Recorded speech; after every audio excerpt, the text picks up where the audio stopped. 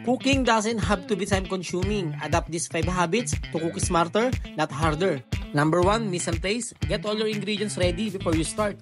Professional chefs swear by it. Number 2, batch cooking. Make large portions and freeze extras. Save time during the week. Number 3, efficient cooking techniques. Use time-saving methods like one-pot meals and pressure cookers. Number 4, clean as you go. Keeping your kitchen tidy reduces post-cooking chaos.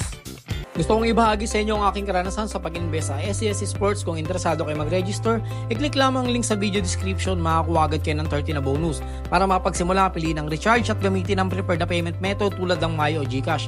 Sinubukan ko mag-invest sa iba't ibang proyekto mula sa maliliit na proyekto na nagbibigay ng kita hanggang sa mas malalaki proyekto para sa mas mataas na profit.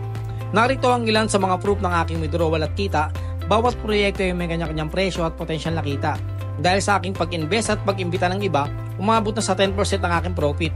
Kung may sapat kayong budget, maaari kayo mag-upgrade sa mas mataas na VIP level para sa mas malaking investment at profit.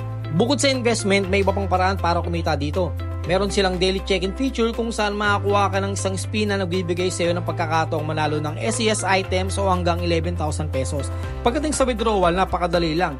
I-click lang ang withdraw, ilagay ang desired amount, Maya o GCash at i-confirm. Ganun lang kasimple. And number 5, optimize your tools, invest in sharp knives, good pans, and time-saving gadget like food processor.